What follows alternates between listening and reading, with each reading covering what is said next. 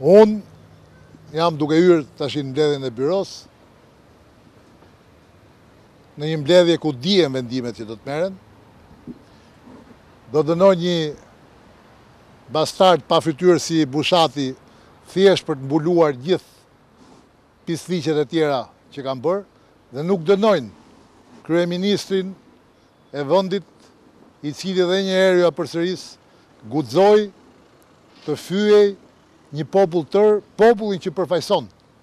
Është kryeministri i shqiptarëve dhe ka guxuar të fyejë shqiptarët. Sot e pa të gjithë se si rritën në parlament, është gati të durojë më shumë se aq, vetëm që mos i lëvizi karrigja. Po të jetë i bindur që karrigja e tij tashmë është thyer. Nuk ka më as polici, as forcat tjera që t'ja mbajnë me atë karrige. Kush vjet kundër popullit të tij, fundin e ka të vendosur. Dhe fundi i Ramës tashmë është vendosur. Në kryetari i Parlamentit i Paloka, sot pas mbledhjes së byros parlamentare, e cila mori disa masa ndëshkrimore për disa deputet për ato skena që pam sot në kuvent përfshirë dhe ministrin e punëve të jashtme, që ishte një, le të themi, një akti i pa precedent. Po, Agron? Unë kam ndjek sot në fakt parlamentin me vëmendje. Se me që po flasim për demokracinë, po jo dhe skena që pamë sot parlamentin shqiptar kapën kulminacione të reja të teme. Mendoj që ka qenë një ditë e pa denjë për gjitha palët, një ditë e turpshme. Dhe të themi një teatr banal, që nuk mund ta shoqëria shqiptare nuk besoj që ka këtë nivel emancipimi sa ta përcaptoj atë si një përplasje principiale parimesh dhe idesh. Do të thënë fjalori që u përdor, ishte pa denjë për gjithë deri personalitete historike djathës ose krahut tjetër, të gjuash me miell. Unë nuk e kam votuar kryeministrin, por e konsideroj një akt pa denjë ta gjuash me miell kryeministrin e vendit tënd, pavarësisht të shkaqeve që mund të çojnë tek një protestë e tillë. Ose edhe gjesti i ministrit të gjuaj kundërshtarët me ujë në vetvete janë përpjekur të krijojnë ngjarje artificiale që nuk ngjisin, por tregojnë se sa shëmtuar është politika në vetvete, politika jonë. Ka qenë një seancë banaliteti nga dyja palët sot në parlament. Arjana, ishte shfaqja sot në parlament një tjetër fakt që jep drejt raportit Freedom House për standardet demokratike në vend. Shiko, sjellja e politikës në parlament, në fakt, nuk është se ka lidhje të drejt për drejt me demokracinë, pak në ashtu si e koncepton Freedom House. Por, kjo që ndodhi sot parlament, fakt nuk është e re. Kjo është një déjà vu, e kemi parë, pa me Arta Markun, e kemi parë disa herë këtë si sjellje. Për mua, ajo që ka interes për të parë... Ama edhe për tensionin, tensionin që kërton dhe arsyet pse. Sigurisht. Pra, okej, ata u ngritën protesta në parlament, sot ishte për kuksin. Por a është vetëm kaq? Shiko, unë them këtë që dy janë elementet që mua më interesojnë për trajtuar këtë që ndodhi sot parlament. E para, Shqipëria ende mbas 28 vjetësh nuk plotëson kriteret e Kopenhagit. Një nga kriteret e Kopenhagit është politika, marrëdhëniet mes politikës. Shqipëria ende sot ka një polarizim i cili nuk mund të shpjegohet dot nga asnjë lloj mekanizmi. E para dhe dyta, kjo që ndodhi sot parlament, mua këtë po e thosha zotit Tslk, më shkakton një nostalgji, një mall të madh për parlamentet e viteve 91, 92, 93, kështu me radhë, ku kualiteti, ku fibra intelektuale atyre që përfaqësonin, themi, politikën, veçarisht këtu i referojmë së djathës, nuk ka lidhje me këtë ndodh sot. Po çiko zhargonin, leksikun e këtyre, ky është një leksik ordiner, që nuk e ndesh, jo një demokraci, themi, standardet konsoliduar, po as demokracitë hibride nuk e ndesh të lloj fjalë. Dhe unë kam shumë vështirë të kuptoj pse është ky polarizim kaq ekstrem.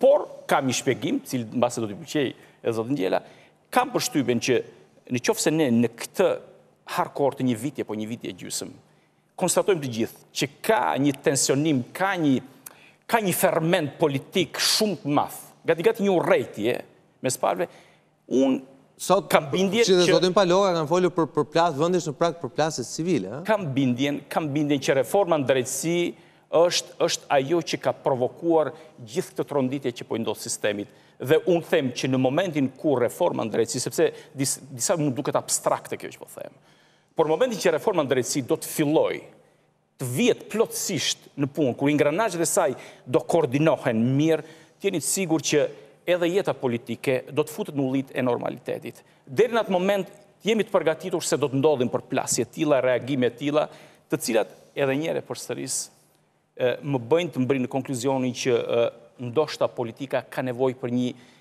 riartikulim, për një rikthim të figurave të vjetra të saj. Dhe këtu referohem atyre figurave të cilat në fakt ka lënë shenjë për mirë në demokracinë shqiptare atyre 28 viteve. Nuk kthehen dot Vasjar për një arsye sepse ne po shohim paktën nga viti 2005 tek ne kur është themeluar Kopi, i cili ka qenë një make-up fantastik i imazhit, por në thelba ka qenë një pedofili politike.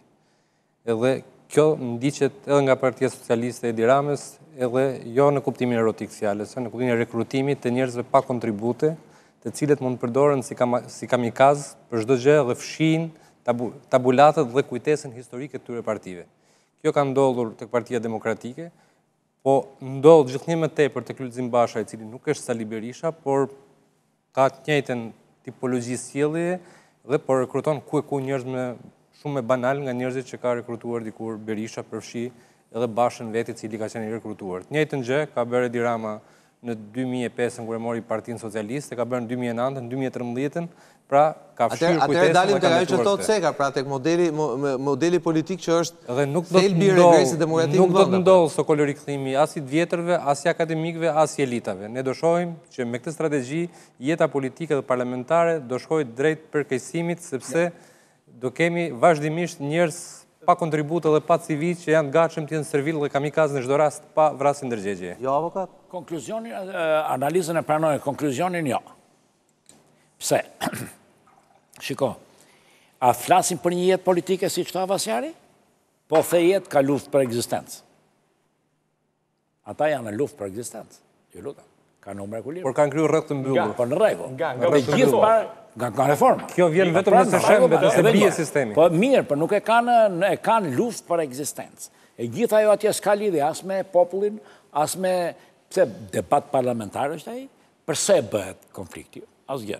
Shiko, janë kaq naiv sa janë bashkë. Për që thotë Tslk për arogancën e qeverisë, me një rast konkret me Kuksin. Aroganca e qeverisë është në lojë.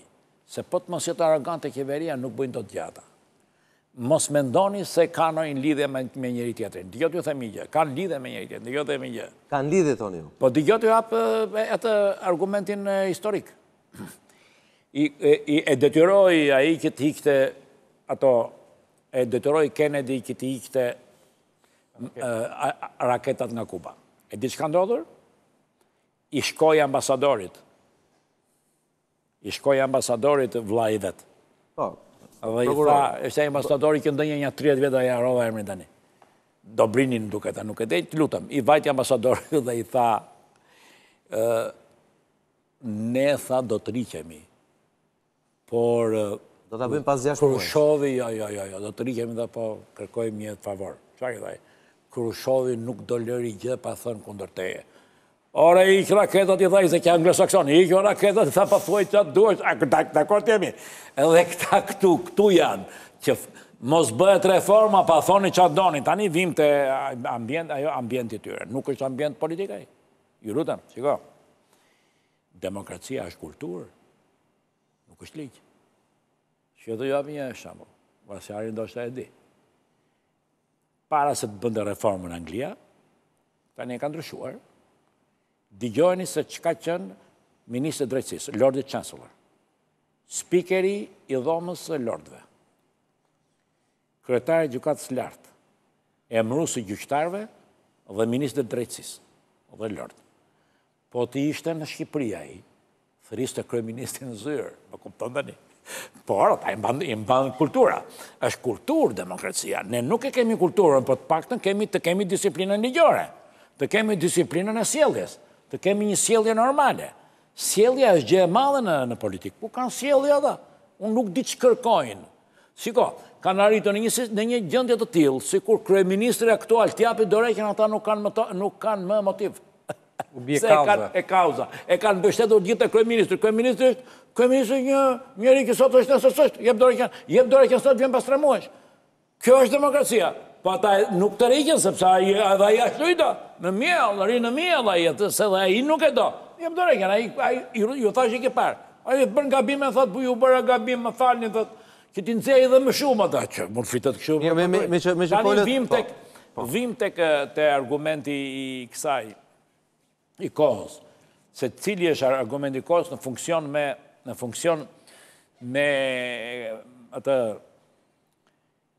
reformën drejtësi. Shiko, fakti që është reforma që e rrept, i ka quar ata në luft për eksistencë.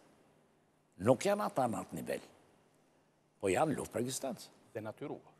Janë luft për eksistencë, po të janë të qetë, të thotë që vitëve të thotë aji që ka marrë kushtetutën, aji që ka bërë ato, të thotë ju dorini, me ju do punojmë, na duhet kjo, japin tërë atë interesin kombëtar, e shesin gjithë ditën, nda ku pjose për interesin këtë kombëtar, sepse kanë ardhë, ashtu si sa agroni, kanë ardhë kështu në pushtet, pas një konkurencë, pas një, thuaja, civi, pas një zgjedhje, i vajtë një lutën e Neritanit ata, e di ishte figure njërë, po, atë lutën, të taverne dajtit, të kuptojmë, ka ikur e kërë, nuk lutën këta, nuk duan njerës të identifikuar. Këta ecin me anonim, anonimatin kanë këta janë njerës dhe mdhejt anonimatin, dhe banalitetin, dhe drejton kryeministrit gjitha. Mirë, ndërkohë të flasim pak për temi një aspekt më të gjërë të Freedom House, cilin pak ka kritikuar dhe demokracit e zhvilluar si Shtetet e Bashkuara për hapa të tyre pas. Pra, a është Shqipëria pjesë e një regresi botror demokratik? Sipas Euronewsit, një koment të tij, po, le ta ndjekim.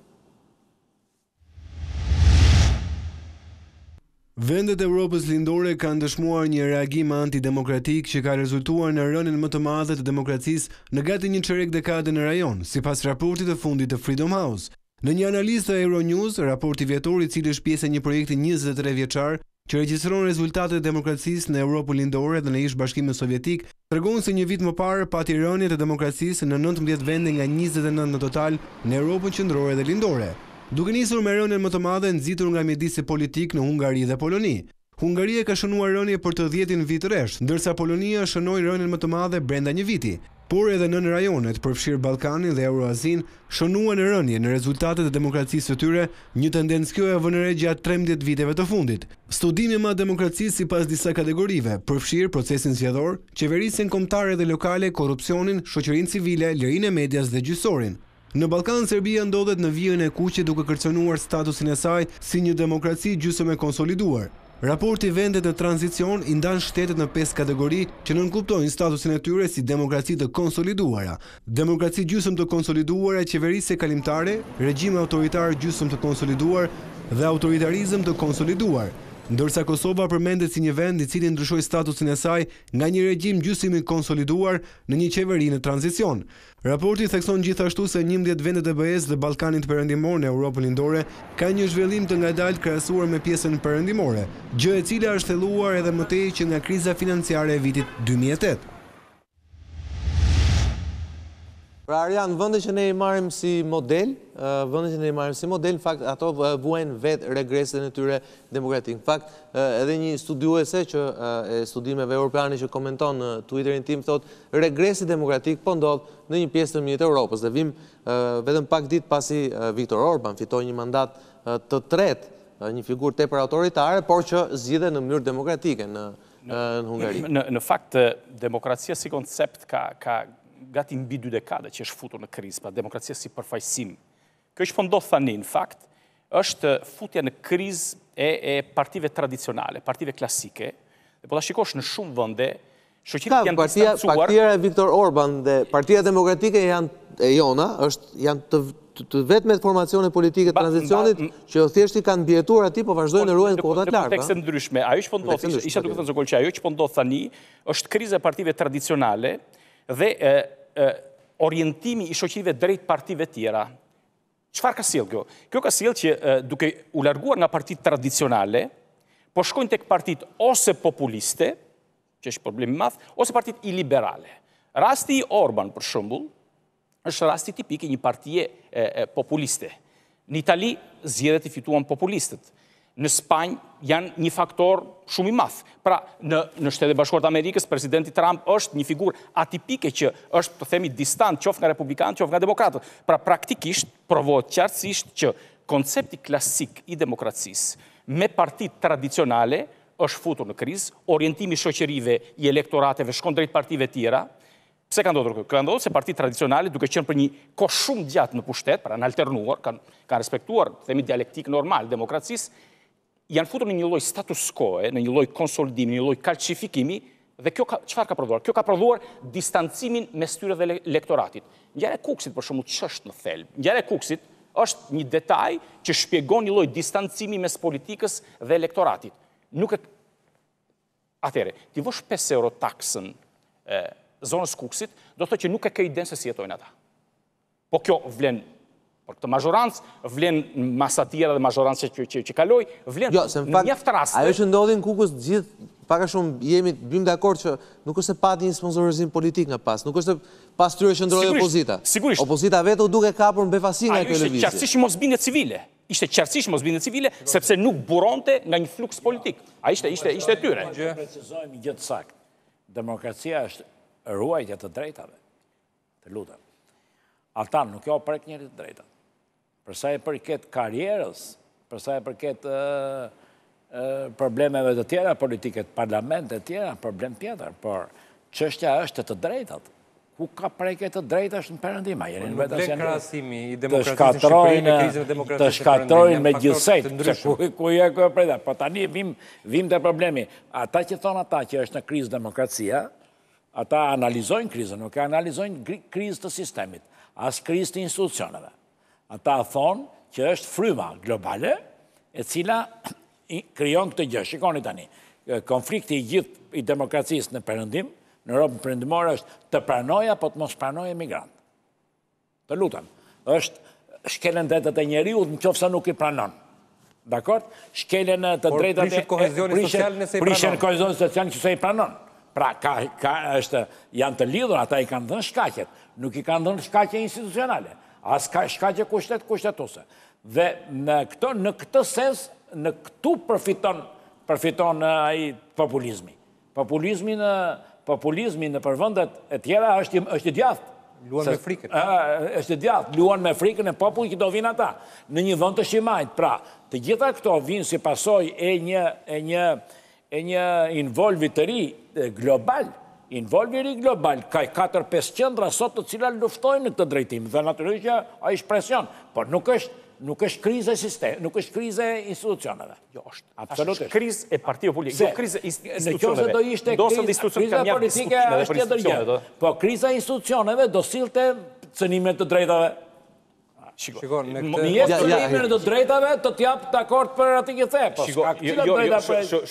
Por nuk do ndërtojmë një paralele. Ata kërkojnë të drejta shumë të mëdha. Në rregull, por nuk duhet ndërtojmë një paralele ose një paralel në analizë mes Shqipërisë dhe demokracive të konsoliduara. Jo, po flasim për demokracive të konsoliduara, për Shqipërinë. Shqipëria është në krizë gjithmonë. Në rregull, por ne kemi një element që mund ta konstatojmë. Në qoftë se ne shikojmë nga viti 92 e këtej, ne konstatojmë edhe në votime ka një distancim gradual të shoqërisë në raport me partitë politike. Sot spekulohet me shifrat sepse ne harrojmë që një pjesë shumë e madhe e elektoratit shqiptar është jashtë.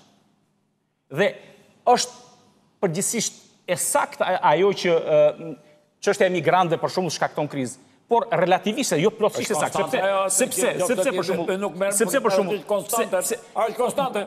Shikon, në rregull, nuk është absolutisht ashtu. Për politika nuk ka për politika, do dëgjon këta ti ndonjë politika është. Shiko, të sjell një shembull pse janë futur në krizë partitë politike. Kjo është tashmë është një teori e gjithë pranuar, partitë politike tradicionale. Jo, po e marr, po zhvendosim nga perimetri i Shqipërisë. Marrim për shembull Hungarinë, me që e kishim edhe në kronik. Hungaria nuk është e kërcënuar nga migracioni. I ka vënë barierë emigracionit. Megjithatë, e bëri murin megjithatë mbetet si lideri nga tro perëndimi me Murin neve. është ndrojnë që ideologjike dhe elektorale. Pasi lind parlamentin e zëgjumi lopë. Po analizoj model. Atje është parlamenti. Me ato jemi në rregull, nuk po futemi Jo ne nuk kemi partitokraci atje, se ku ka partitokracinë perëndim. Në rregull, po shko përgjithsisht Europa perëndimore është afektuar. Në 4 ose një herë në 5 vjet. I lind ata 300 parlamentarë dhe i ikën flelo, pa. Në rregull, këtu pasaj futemi në detaje. Unë po marr një analizë makro. Po çfarë ka lindur? Po ka lindur koske lëkur, si këta tanë. Nuk dua të futem detaje, por jam duke thënë që përse është krizë e partive tradicionale kjo, sepse në Hungari për shembull Orban është kundër migracionit, i ka vënë mur atyre.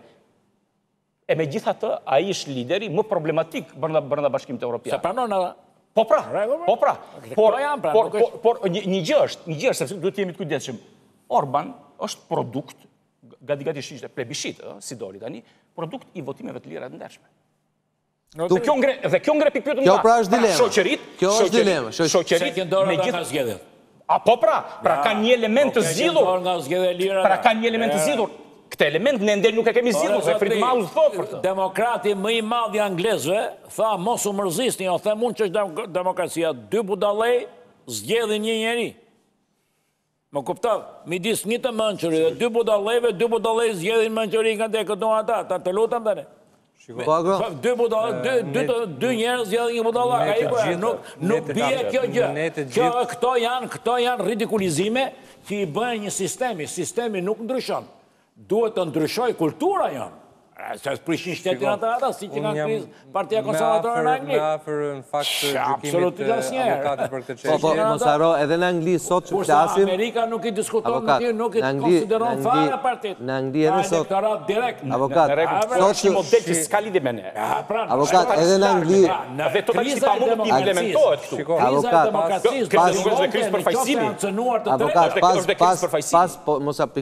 Dakor, pra pikërisht sepse pas Brexit, themi mosbesimi i njerëzve ndaj partive tradicionale është rritur. Sot ka një nisëm zyrtare të sponsorizuar nga disa prej njerëzve më të pasur në Britani, që shkojnë deri në 50 milion pound për një lëvizje të tretë politike. Pra edhe në Angli, po arrin kriza e populizmit, pra që njerëzit zgjedhin, siç zgjodhen në Brexit, një model autoritar. Sigurisht. Tan për një model autoritar. Se Brexit vetë ishte janë kaqëkuar totalisht dhe këto. Në konservatorizmin e tyre, tani ne e njohim. Me ata nuk ndërtojnë ndonjë paralel. Nuk pa në paralel. Galaktik tjetër. Pas rënies së murit Berlimit pat një fazë, le të themi, egzaltimi, ku ju mbani me në kohën kur ishte D'Alema kryeministri, Bill Clinton, Tony Blair që mblohën në Firenze folen për vijen e tretë. Ishte koha kur flitej për multikulturalizmin. Tani partit tradicionale në Europë, qoftë partit kristian-demokrate, qoftë partit me karakter të majtë, kanë frikë të flasin ma për këto tema, sepse nuk janë me tema popullore. Dhe kjo lidhet pak me atë që tha avokati, është frika e invazionit nga refugjatët, të cilët në psihet popullore barazohen gati me terrorizmin e këto vende dhe këto kesh ndrurë në ideologji. Edhe kjo ka rrit mbështetjet të populizmat e majtë dhe të djathtë. Por ky krahasim nuk vlen për Shqipërinë. Në Shqipëri ka një fenomen tjetër që e ka degraduar demokracinë, e cila mendoj që ka qenë më shëndosh 92-shit se është sot, sepse kishte më idealizëm më të besohej në diçka. Është korrupsioni që e ka shndruar, duke krijuar idenë të mirave materiale, që mund të kesh, po përfitove, po hyrën politikë dhe po morën politikë, po bëre kryetari një komune të vogël, kryetari një bashkie, po bëre ministër, po bëre drejtor, ti pasurohesh. Dhe 27 vjet kjo ka ardhur duke degraduar në atë pikë sa që ka degraduar edhe demokracinë. Dhe njerëzit që zgjidhen dhe përzgjidhen pikërisht nga liderët me këtë kriter, me një kriter tendri dhe pazari. Dhe kjo e degradon, do të degradoj ende me tepër demokracinë në Shqipëri. Mirë, më duhet shkojmë publicitet. Ku shkojmë tani? Një batut e fundit nga thorit e mi në pjesën e tretë. Rikthehemi pas pak.